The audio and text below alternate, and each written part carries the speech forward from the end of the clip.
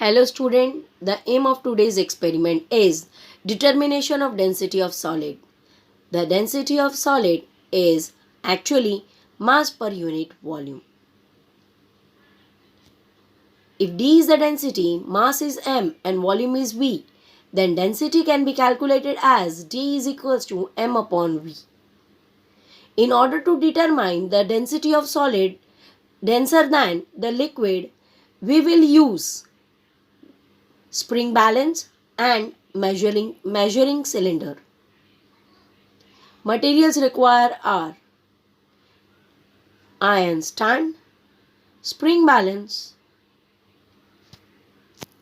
lock, cuboid, wooden block, stone, a measuring cylinder,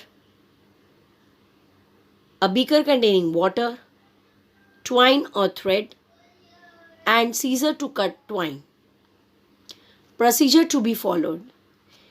In order to determine the mass of solid, we will first hang the spring balance on the iron stand. Take the lock and hang it on the hook of spring balance. Note down the reading in the observation table. This is the mass of lock. In order to calculate the volume of lock, take the measuring cylinder, pour some water and note down the position of water level. Take the thread, tie the thread with the lock.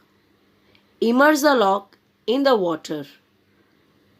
The water will be displaced. Note down the current reading of water displaced.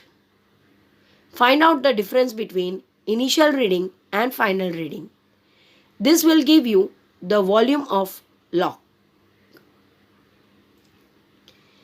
In order to calculate the density of lock, we will use the formula mass upon volume.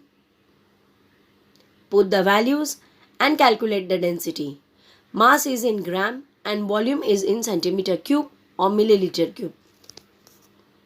The same experiment can be performed with the help of stone and wooden block. Thank you.